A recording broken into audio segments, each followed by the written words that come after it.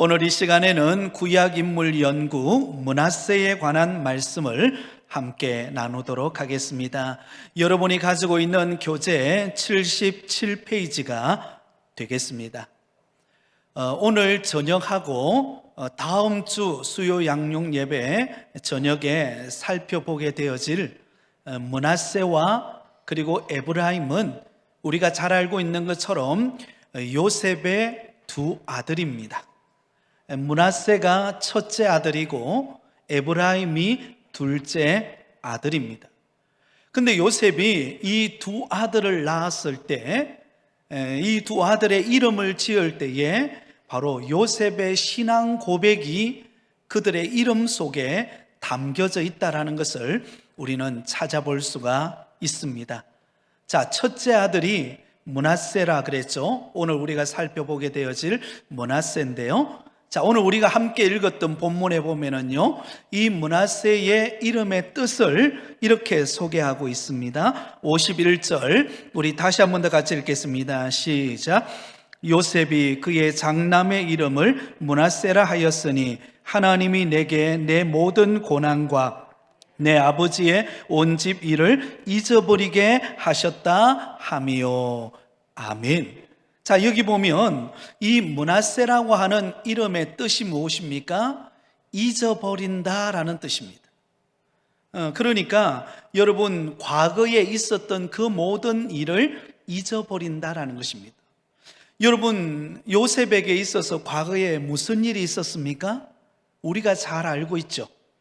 요셉은 그의 나이 17세가 되었을 때 하나님이 그에게 꿈을 주셨습니다. 요셉에게 준 꿈은 두 가지였습니다. 첫 번째는 형제의 볏단이 요셉의 볏단에게 절하는 꿈이었습니다. 그리고 또 하나의 꿈은 무엇입니까? 하늘의 해와 달과 11별이 바로 이 요셉에게 절을 하는 꿈이었죠. 다시 말하면 앞으로 이 요셉을 크게 쓰시는 지도자로 하나님이 쓰실 것에 대한 꿈이었습니다. 그런데 요셉이 그 꿈 이야기를 형들에게 하지 않습니까? 그 꿈 이야기를 들었던 요셉의 형들이 어떤 마음을 품습니까? 시기하고 미워하는 마음을 품죠.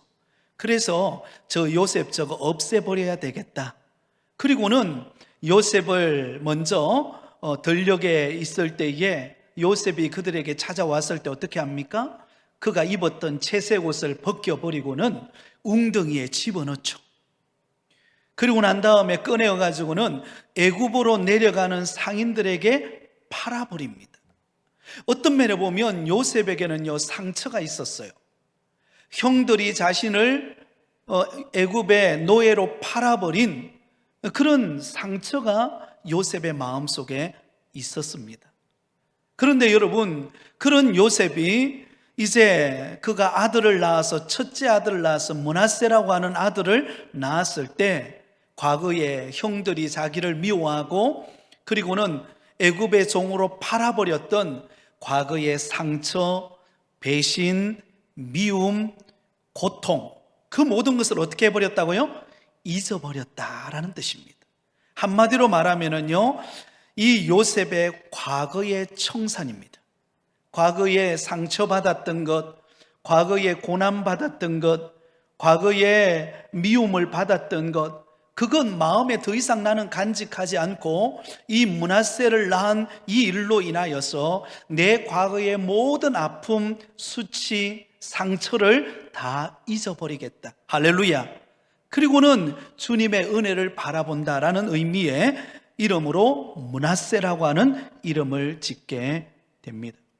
사랑하는 여러분, 우리가 인생의 길을 걸어가다 보면은요, 우리가 원하든 원치 않아든 마음의 상처를 입게 됩니다. 아마 여러분 인생의 길을 걸어오면서 온갖 인생의 상처와 아픔과 예상하지 못했던 수많은 고난 속에서 우리는 상처받고 때로는 미움을 받고 때로는 없던 일도 막 있는 것처럼 꾸며가지고 모함을 당하는 아마 그런 일들을 아마 여러분 수도 없이 경험하셨을 것입니다. 그러나 여러분, 예수님을 믿고 믿음 안에 변화된 저와 여러분은 그 모든 과거의 상처가 하나님의 은혜 속에서 잊어버린 바 되어지는 은혜가 있기를 예수님의 이름으로 축원드립니다. 여러분, 과거의 상처, 아픔, 고통, 이거 계속해서 여러분 쌓아놓으면 어떤 일이 벌어질까요? 제대로 밤잠 못 잡니다.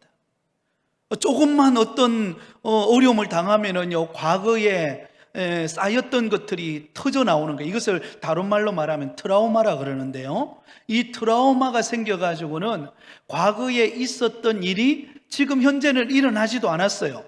그런데 마치 일어난 것과 같은 두려움, 그런 상처, 그런 아픔이 우리 마음을 짓누른다는 것입니다. 그러면 제대로 믿음 생활하기가 쉽지가 않습니다. 그래서 요셉은 이 므낫세를 큰 아들 므낫세를 딱 낳았을 때 그가 믿음으로 결단합니다. 내 과거에 받았던 상처, 아픔, 고난, 그 모든 것을 하나님의 은혜로 말미암아 내가 잊어버린다. 여러분, 이게 얼마나 큰 은혜인지 몰라요. 그죠? 네. 그러므로 여러분 자유함을 얻는 것입니다. 오늘 이 밤에 나오신 여러분 모두는 과거의 모든 아픔과 상처와 트라우마로부터 예수 그리스도의 이름의 능력으로 자유케 되시기를 예수님의 이름으로 축원드립니다. 자, 다음 주 우리 수요일에 살펴보게 되어질 이 에브라임의 이름의 뜻은 무엇일까요? 우리가 읽지는 않았지만 52절 말씀을 우리 같이 읽겠습니다. 52절입니다.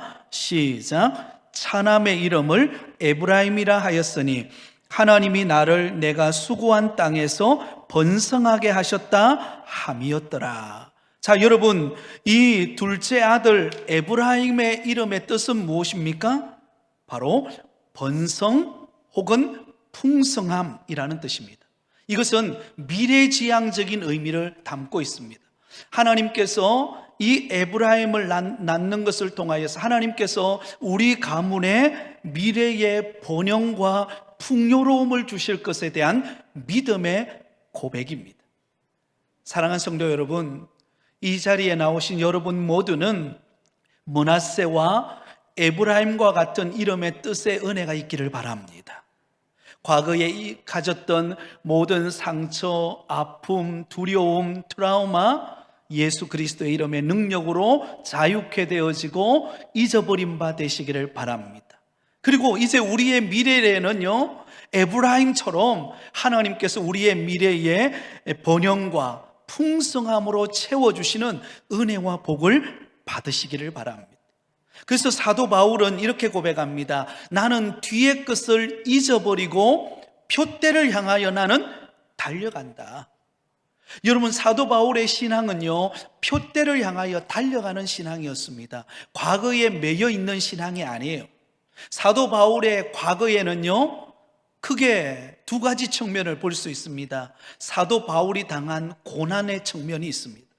사도 바울은 다메섹 도상에서 예수 그리스도를 만나고 난 다음에 그때부터 사도 바울의 앞길에는요, 꽃길만 걷는 길이 아니었어요. 그에게는 고난과 때로는 죽음의 위험과 수많은 어떤 어려움이 그 앞에 찾아왔습니다.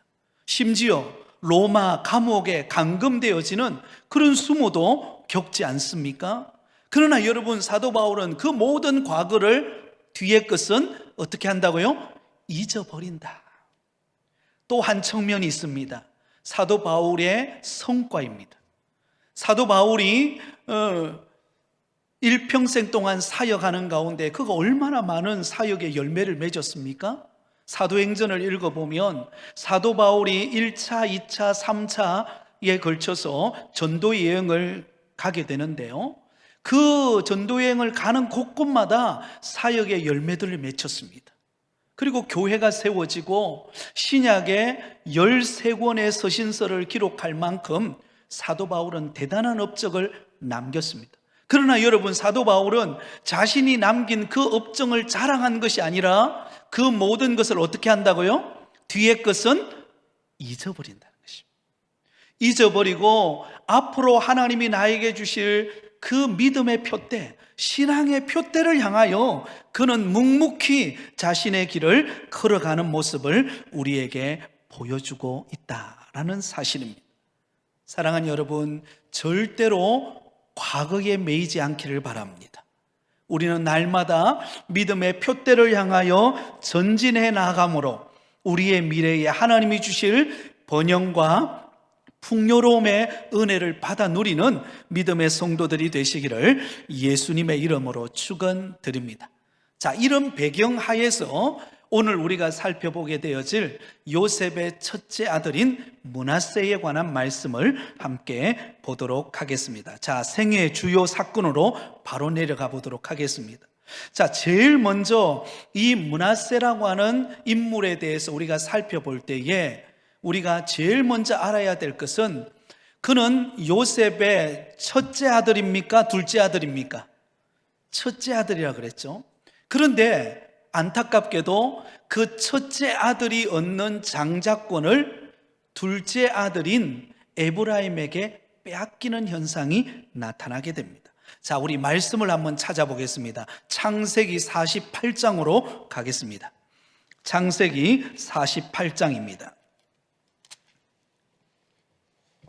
자, 창세기 48장 8절 이하의 말씀인데요. 다 저를 보시기 바랍니다. 요셉의 아버지가 누구죠? 야곱이죠. 야곱이 요셉이 국무총리가 되고 난 다음에 그의 아버지의 가족들이 애굽으로 내려오지 않습니까? 애굽으로 내려와서 그곳에서 애굽에서 17년 동안을 거주하게 됩니다. 그때의 야곱의 나이가 몇 살이었는가 하면 147세였습니다. 이제 하나님의 부름을 받는 때가 된 거예요. 그래서 소식이 들려왔는데 이 아버지 야곱이 147세의 고령의 나이로 지금 몸이 좋지 않아서 이제 하나님의 부르심의 때가 됐다라는 것을 소식을 듣게 됩니다. 그때 여러분, 이 요셉이 두 아들 므낫세와 에브라임을 데리고 문안 인사를 드리러 갑니다. 안부를 묻기 위하여 이 야곱에게 찾아가게 됩니다. 바로 그때 야곱이 몸을 가눌 수 없고 앞이 잘 보이지 않던 그 야곱이 일어나서 이 두 아들을 축복해 주는 장면이에요. 자, 이 두 아들을 축복해 주는 장면 속에서 장자권이 동생인 에브라임에게로 넘어간다라는 것을 우리는 알 수가 있습니다. 자, 8절부터 보도록 하겠습니다. 자, 8절부터 20절까지인데요. 제가 한 절 읽고 여러분이 한 절 읽고 그렇게 하도록 하겠습니다. 이스라엘이 요셉의 아들들을 보고 이르되 이들은 누구냐? 요셉이 그의 아버지에게 아뢰되 이는 하나님이 여기서 내게 주신 아들들이니이다. 아버지가 이르되 그들을 데리고 내 앞으로 나오라. 내가 그들에게 축복하리라. 이스라엘의 눈이 나이로 말미암아 어두워서 보지 못하더라. 요셉이 두 아들을 이끌어 아버지 앞으로 나아가니 이스라엘이 그들에게 입맞추고 그들을 안고 요셉에게 이르되 내가 내 얼굴을 보리라고는 생각하지 못하였더니 하나님이 내게 내 자손까지도 보게 하셨도다.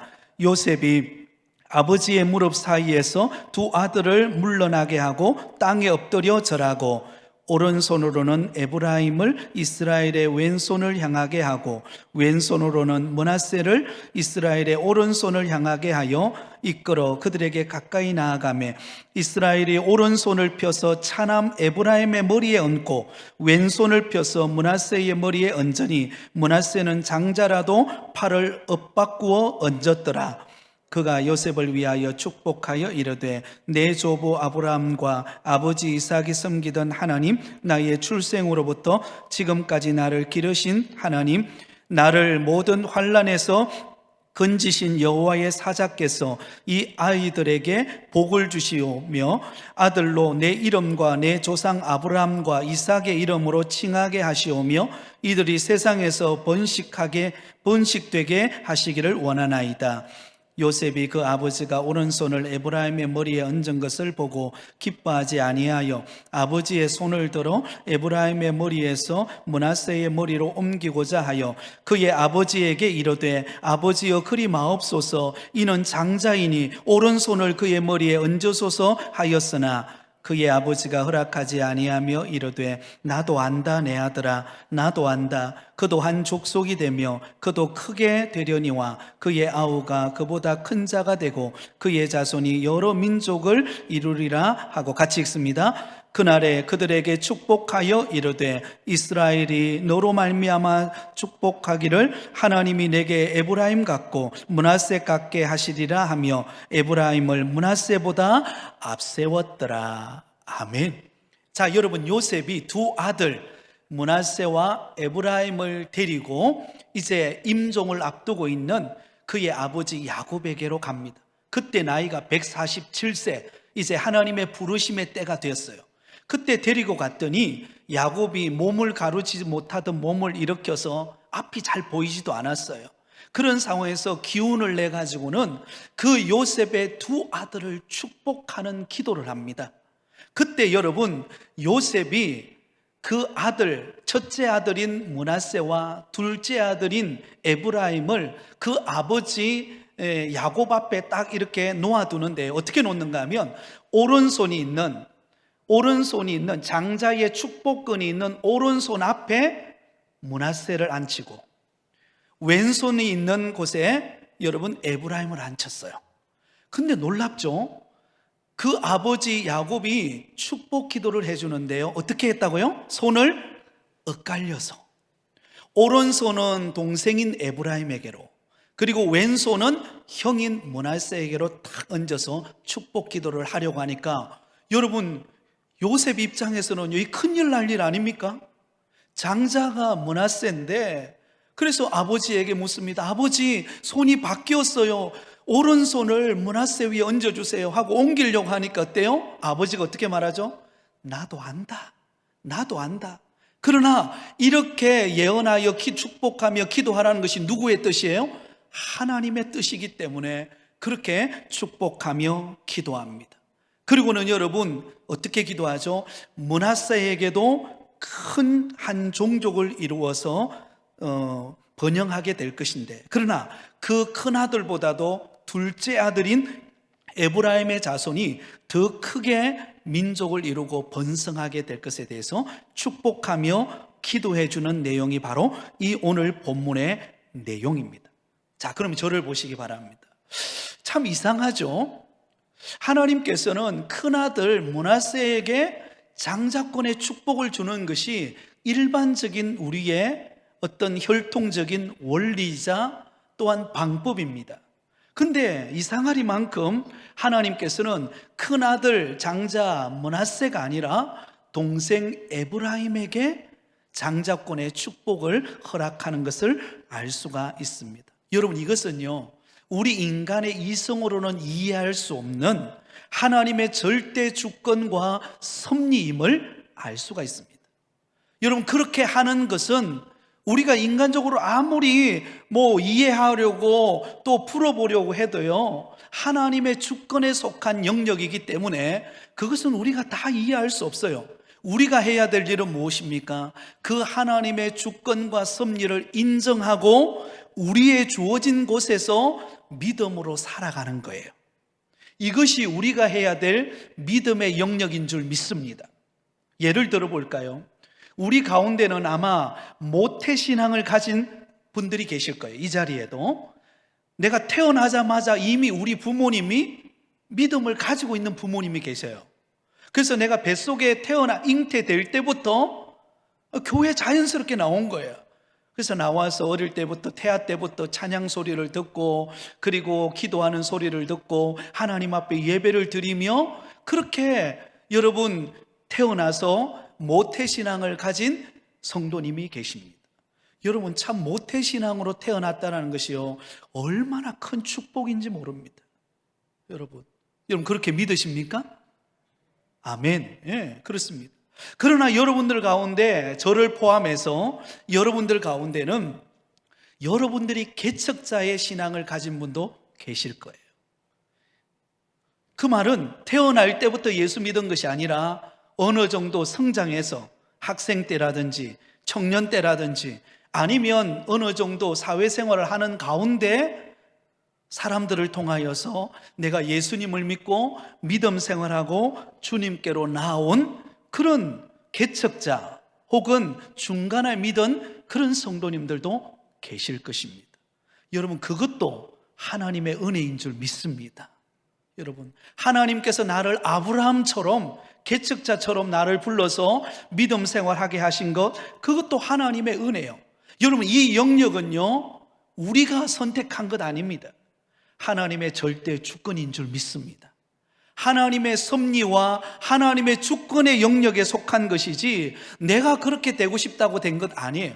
하나님의 절대적인 주권과 섭리 속에 있는 우리는 왜 나는 모태신앙부터 신앙생활 하지 않았을까? 주눅들 필요 없습니다. 또한 중간에 믿은 분들은 굉장히 열정적이잖아요. 그런 열정적인 신앙을 가진 성도들을 보면서 아이고, 나도 안 믿다가 좀 중간에 믿었으면, 내가 세상에 좀 즐길 거 다 즐기고 중간에 믿었으면 저런 열정적인 신앙을 가질 건데 라고 생각해서 안 된다는 것입니다. 하나님이 우리 각자를 향한 부르심과 계획하심이 있음을 믿으시기 바랍니다. 그럼 이것은 절대적인 하나님의 주권의 영역에 속한 것입니다. 그래서 우리가 할 일은 무엇입니까? 그 인생을 주관하고 계시는 하나님의 절대 주권을 인정하고 오늘 내게 주어진 믿음의 자리에서 묵묵히 믿음으로 살아내는 거예요. 그것이 저와 여러분이 해야 될 믿음의 역할인 줄 믿습니다.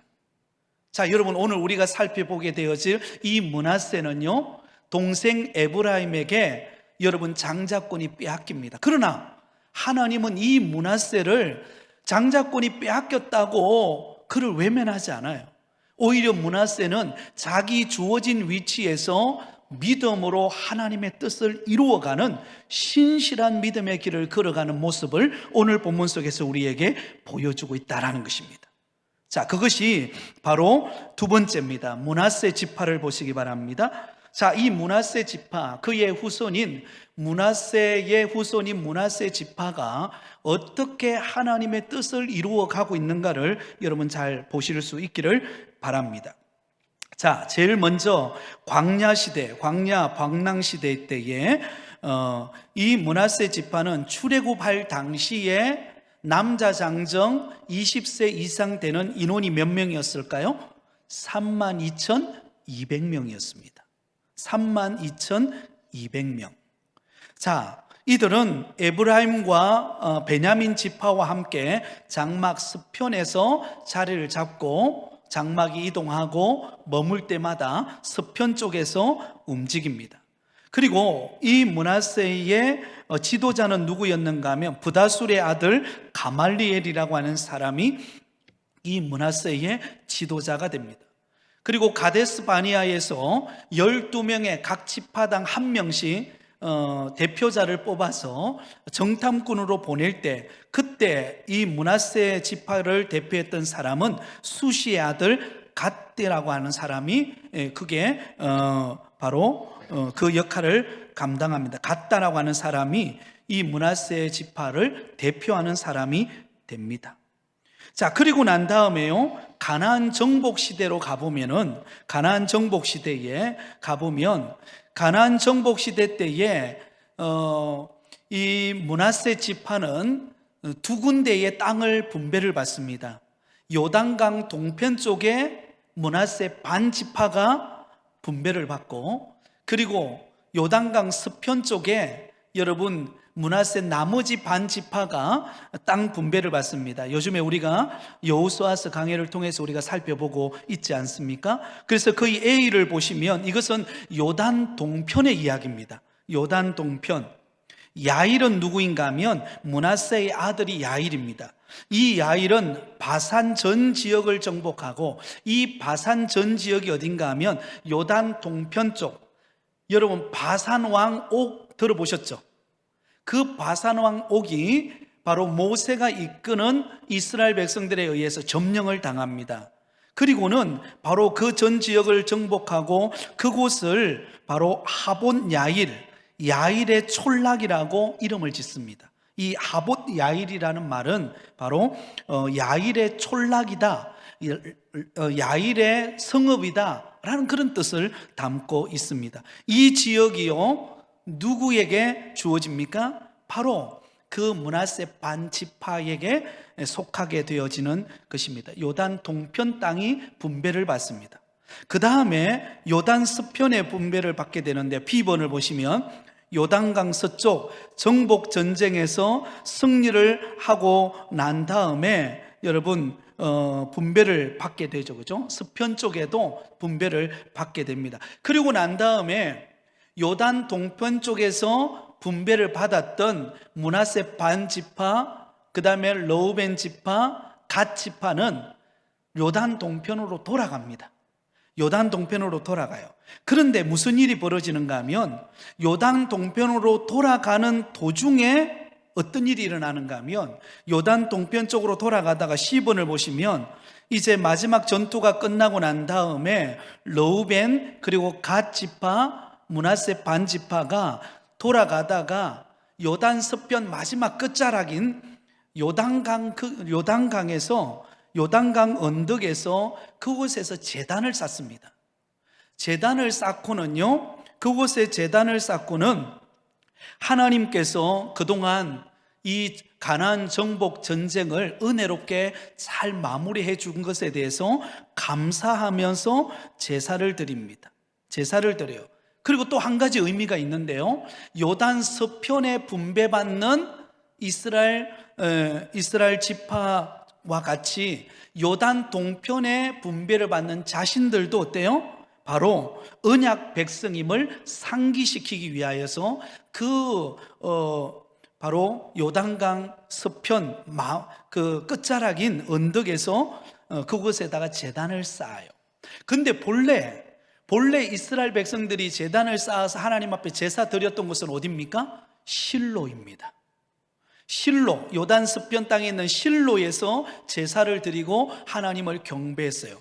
그런데 이 두 지파 반, 바로 이 므낫세 반 지파를 포함한 이 두 지파 반이 요단 동편으로 돌아가다가 그 요단강 언덕에서 그곳에 제단을 쌓고, 나름대로 그들의 마음은 이런 마음이었을 것입니다. 하나님의 은혜에 감사해서 우리가 다시금 무사히 우리가 속해 있는 요단 동편으로 돌아가게 되어서 감사하다라는 마음으로 그곳에다가 제단을 쌓습니다. 근데 여러분, 요단 서편의 땅을 분배받는 나머지 지파가 오해를 하게 됩니다. 오해를 하게 됩니다. 이 두 지파 반이 그 요단 언덕에다가 제사를 드리는 것은 그들이 우상을 만들어서, 또 다른 우상을 만들어서 그들만의 하나님으로 섬기려고 한다라고 하는 오해를 사게 됩니다. 그리고는 여러분, 굉장히 긴장하면서 서로 싸움이 일어날 수밖에 없는 분쟁이 발생합니다. 여러분, 이 분쟁이 발생하는 장면이 딱 발생하게 되었을 때요, 오해 소지가 있죠, 그죠? 서로 어떤 면으로 보면 하나님을 잘 섬기고 싶은 마음에 의해서 한 행동들이었어요. 요단 동편 땅에 이미 분배를 받았던 르우벤 지파, 갓 지파, 그리고 므낫세 반 지파는 요단 서편 땅을 정복하고 돌아오면서 감사의 표현으로, 그리고 요단 동쪽에 있는 우리도 하나님의 언약 백성이라고 하는 의미를 담아서 제사를 드렸는데, 그 모습을 지켜보았던 요단 서편 땅에 분배를 받았던 다른 지파들은 저 지금 두 지파 반이 우리가 섬기는, 실로에서 섬기는 하나님을 섬기지 않고 또 다른 제단을 쌓아서 또 다른 제사를 드리려고 하는 우상 숭배를 행하려고 하는구나 라고 하면서 이 분쟁의 직전이 일어납니다. 서로 열심을 내다가 생긴 분쟁이죠. 그때 여호수아가 여러분 어떻게 합니까? 조사단을 파견합니다. 조사단을 파견해 보니까는요, 이런 의도에서 지금 요단 언덕에서 제사를 드렸구나 라고 하는 것을 알고 서로 그 문제를 무마시키면서 용서 구할 것은 구하고 그 문제를 풀어내는 장면이 바로 이 가나안 정복 시대 때 있었던 한 사건입니다. 자, 이것을 통해서 우리가 알 수 있는 한 가지 지혜는 무엇입니까? 여러분, 우리가 신앙의 열심을 갖는 것 너무나 중요합니다. 자기 나름대로 신앙의 열심, 또 받은 은혜에 대한 어떤 그런 열망들, 그런 헌신들 너무나 중요합니다. 그런데 여러분, 이 신앙의 열의도 중요하지만요, 또한 공동체라고 하는 것은 자신만의 신앙생활은 아니잖아요. 그러므로 항상 뭐가 필요할까요? 조율이 필요하다라는 것입니다. 여러분, 우리가 악기를 연주할 때요, 악기를 연주하는 연주자는요, 악기를 잘 연주하고 싶은 열의가 있습니다.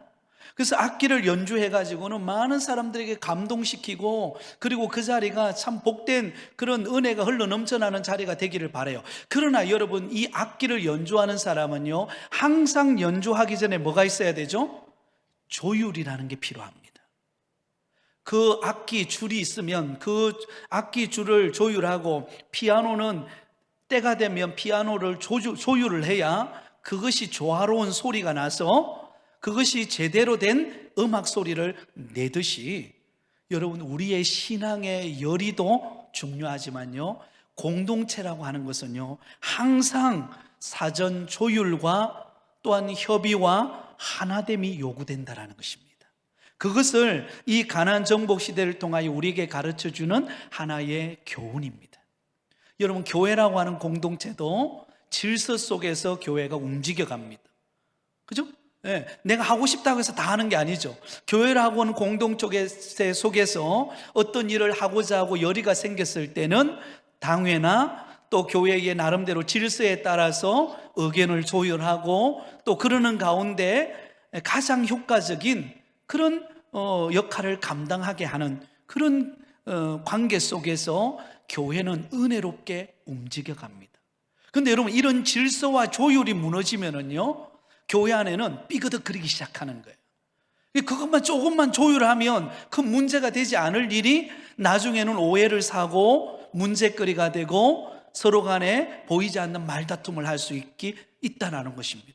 그러므로 항상 신앙의 공동체는요, 믿음에 대한 열의와 더불어서 여러분, 서로 간에 조율하고 대화하고 또한 협력하는 이런 공동체, 그런 공동체가 될 때에 여러분, 삐그덕거리지 않는 그런 아름다운 신앙의 하모니를 만드는 그런 공동체로 성장하게 된다는 사실을 꼭 믿으실 수 있기를 바랍니다.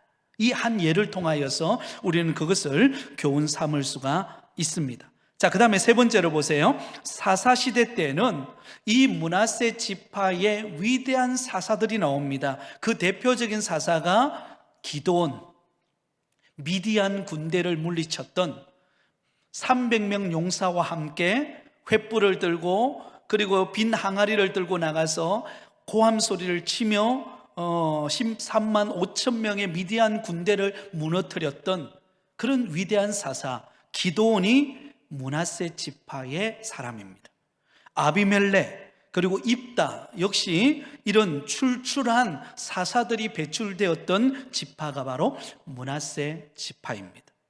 자, 그리고 통일 왕국 시대 때에, 이게 굉장히 중요한 이야기인데요, 통일 왕국 시대 때, 이때에 여러분 사울 왕이 죽고 난 다음에 여러분 굉장히 어떤 위기의 상황이었습니다. 사울 왕의 아들을 왕으로 세우려고 하는 사람의 부류가 있었고, 또 한 부류는 헤브론을 중심으로 다윗을 왕으로 세우려고 하는 부류로 둘로 딱 나누어졌습니다. 마치 남과 북이 나누어지듯이 나누어질 바로 그때 그 시기에 여러분 다윗의 편에 서서 다윗을 도와서 왕으로 삼는 일에 앞장섰던 지파가 어딘가? 므낫세 지파였다는 것입니다. 여러분, 하나님의 계획은 사울 왕의 아들을 통하여서 왕을 세워가는 것이 하나님의 뜻이 아니었습니다. 이미 하나님은 다윗을, 사울 왕을 패하시고 그 다음에 다윗을 이스라엘의 두 번째 왕으로 세우려고 하나님은 이미 기름 부으셨어요.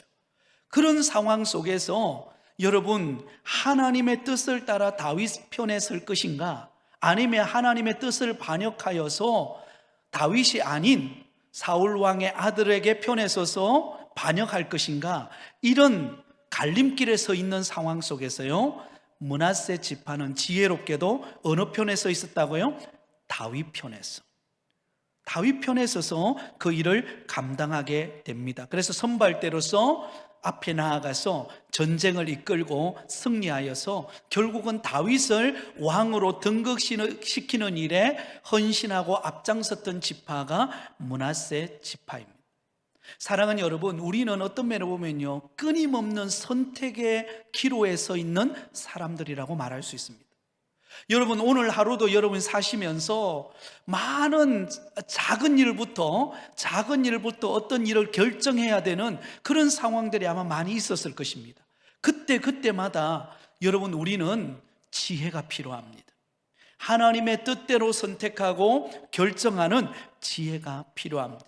나는 하나님의 뜻대로 선택했다고 했는데 막상 선택해 놓고 난 다음에 이게 하나님의 뜻이 아니면 얼마나 그게 참 부끄러운 일입니까? 그죠?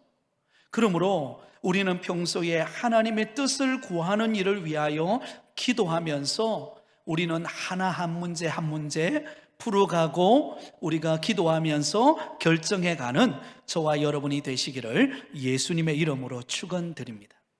자, 또한 분열 왕국 시대 때 이 므낫세가 잘한 일이 있어요. 그게 무엇인가? 그 밑에 보시면은요, 아사 왕의 영도 아래 종교 부흥 운동에 가담하게 됩니다. 여러분 보세요. 이 아사 왕은요, 남유다의 왕이에요. 그런데 므낫세는 어디에 속해 있을까요? 북이스라엘에 속해 있어요. 그런데 이 남유다 왕인 아사 왕이 종교 부흥을 운동을 일으키고 우상 숭배를 격파하는 일에 매진해 갈 때에 그가 그곳에 동참했던 북이스라엘 지파가 있는데요, 그 지파 중에 하나가 누구라고요? 므낫세 지파예요. 이게 은혜예요. 남유다 지역을 지금 개혁해 나가고 종교 부흥 운동을 일으키고 하나님의 역사를 기대하며 나가는데 전혀 관련 없는 것처럼 보이는 북쪽에 있는 이 므낫세 지파가 여기에 동참해 가지고는 종교 부흥 운동하는 일에 이 므낫세 지파가 동참하고 함께 그 부흥에 앞장서게 되었다는 것입니다. 한 가지 더 보면 요시야 통치 때도 마찬가지입니다. 이 요시야 왕도 남유다의 왕이에요. 남유다의 왕이 요시야 왕이 종교개혁을 통하여서 성전을 재건하는 일을 행하는데요, 그 일에 동참했던 지파가 누구냐? 바로 이 므낫세 지파예요. 사랑하는 여러분, 놀랍지 않습니까? 정말로 하나님의 뜻을 따라서 부흥운동을 일으키고 하나님의 뜻대로 살고자 헌신할 때에 아마 북이스라엘 쪽에서는 방관하고 있었을 것입니다. 어떻게 되나 두고 보자 라고 하면서 방관하고, 아니면 한 자리 뒤로 물러서서 어떻게 되나 라고 그렇게 바라만 볼 수도 있었습니다. 그런데 여러분, 이 므낫세 지파는 적극적으로 동참합니다. 그리고는 그 종교 개혁을 이루는 일에, 성전을 재건하는 일에 앞장서서 그 일에 헌신하는 결과를 보여줍니다. 그래서 이 므낫세 지파가 하나님 앞에 귀하게 쓰임을 받습니다. 여러분, 우리는 부족하고 므낫세처럼, 그죠? 동생 에브라임에게 장자권을 빼앗기는 그런 아픔을 겪지만, 그러나 이 므낫세는 어떻게 하든지 하나님의 뜻대로 살고 싶어서, 또 종교개혁을 일으키는 남유다 왕들을 도와서 그 선한 왕들을 따라서 하나님 앞에서 부흥을 꿈꾸고 은혜를 사모하고, 그리고는 그 영적 부흥을 위하여 종교개혁을 과감하게 단행하고 있는 이 므낫세를 지파를 본받아서 우리도 은혜 받는 일에, 여러분 부흥을 꿈꾸는 일에, 여러분 은혜 받는 일이라면요, 여러분들이 즐겁게 헌신하고 달려나오는 믿음의 성도들이 되실 수 있기를 바랍니다. 여러분, 은혜 받는 일에 주춤할 이유가 하나도 없습니다. 아이고 누가 알아서 하겠지. 아니에요. 여러분들이 부흥의 주인공이 되시기를 바랍니다. 여러분들이 적극적으로 은혜의 자리에 나오고 갈망하고 기대하고 소망하고 하나님께서 정말로 우리 교회가 부흥하기를 원하고 내가 맡겨진 부서에서 부흥의 역사가 일어나기를 원하고 내가 맡은 주일학교 부서에서 그 아이들이 생명력 있게 살아나는 것을 바라볼 때 그것이 얼마나 우리에게 큰 은혜 아니겠습니까? 그런 부흥을 꿈꾸면서 우리는 달려가는 저와 여러분이 되셔서 하나님의 위대한 역사를 이루실 수 있기를 예수님의 이름으로 축원드립니다. 자, 78페이지로 가겠습니다. 자, 주요 업적을 정리해 놓고 있죠. 주요 업적. 이 므낫세 지파는요 12지파 중에 하나였고 야곱의 축복을 받았을 뿐만 아니라 세 번째, 네 번째가 중요하죠. 다윗을 세우려는 전쟁에 참여했다는 거죠. 그리고 많은 종교 부흥 운동에 참여하는 그런 지파로 쓰임 받을 수가 있었다라는 것입니다. 자, 이제 결론입니다. 교훈으로 가보도록 하겠습니다. 자, 여러분, 이 므낫세 지파가 잘한 점이 무엇인가? 그것은요 시대를 정확하게 꿰뚫어 보는 분별력이 있었다라는 것입니다. 여러분, 분별력이 굉장히 중요합니다. 우리가 살아가는 인생의 길에서 어떤 일을 결정하고 분별해내고 바른 길을 선택하는 거, 이거 쉬운 일이 아닙니다. 그런데 이 므낫세 지파는 어때요?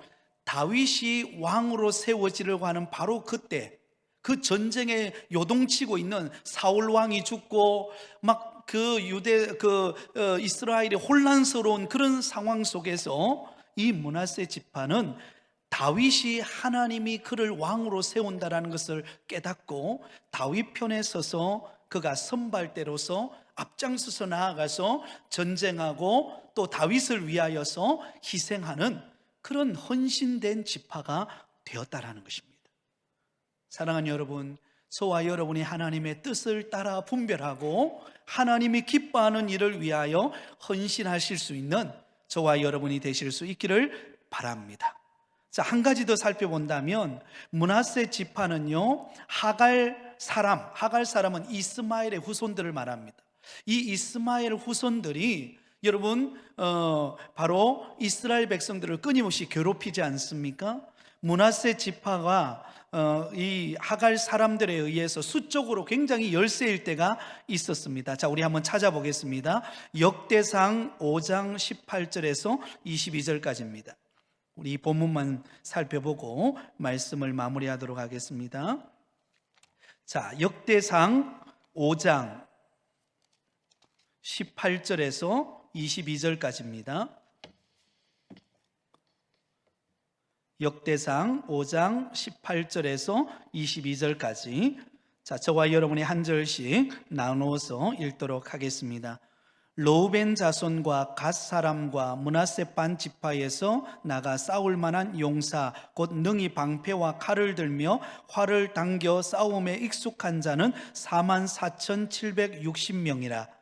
그들이 하갈 사람과 여두로와 나비스와 노답과 싸우는 중에 도우심을 입었으므로 하갈 사람과 그들과 함께 있는 자들이 다 그들의 손에 패하였으니 이는 그들이 싸울 때에 하나님께 의뢰하고 부르짖음으로 하나님이 그들에게 응답하셨음이라.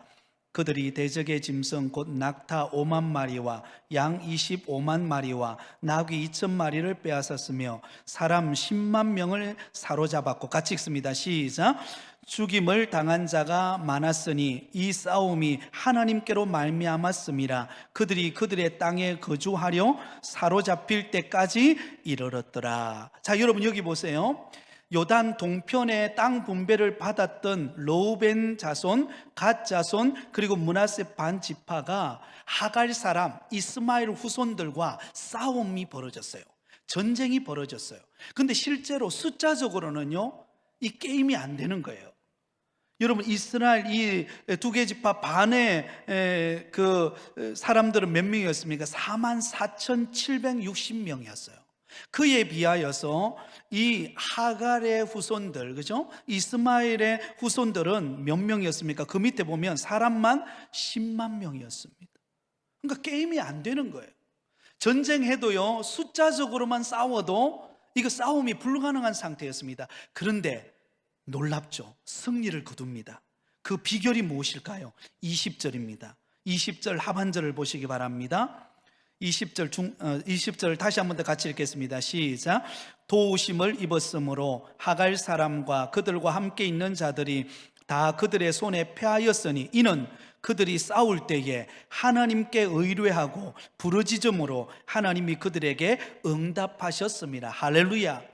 누구를 의지했어요? 하나님을 의지하고 하나님께 부르짖어 도움을 요청했다는 것입니다. 그러니 수적으로는 도저히 싸움이 안 되는데 하나님은 그 전쟁에서 승리토록 만들어 주셨어요. 므낫세 지파는 여러분 장자권도 빼앗겼고 또한 그렇게 대단한 그런 인력풀이 많은 것도 아니었어요. 그런데 하나님을 의지하고 하나님께 구하면서 나갈 때 하나님은 그들에게 승리를 주시고 하나님의 뜻을 이루고 또한 그들이 종교개혁과 부흥을 일으키는 일에 하나님이 기가 막히게 쓰임받았던 지파, 바로 므낫세 지파입니다. 결론을 맺습니다. 사랑하는 여러분, 우리도 인생의 길을 걸어갈 때요, 내가 주장하고 있는 권리, 내가 뭔가 이루고 싶은 것들이 내 뜻대로 되지 않고 상황이 그대로 풀리지 않고 때로는 꼬여만 가는 것 같고 힘든 상황이 펼쳐질 때가 있습니다. 과연 하나님의 뜻이 무엇일까? 그렇게 의심맞았을 때도 있습니다. 그러나 여러분, 끝까지 하나님의 주권을 인정하고 의지하는 믿음을 포기하지 마시기 바랍니다. 그리고 하나님의 뜻을 구하면서 우리가 믿음으로 구하고 한 걸음 한 걸음 나갈 때 하나님은 그 므낫세와 그의 후손들에게 하나님이 복을 주시고 부흥을 주시고 승리를 맛보게 하신 것처럼 하나님께서 저와 여러분의 가정에 그런 놀라운 일을 행하는 은혜를 받게 될 것입니다. 그러므로 여러분, 끝까지 주님 앞에 서는 그날까지 하나님을 붙들고 의지하면서 믿음으로 달려가는 저와 여러분이 다 되시기를 예수님의 이름으로 축원드립니다.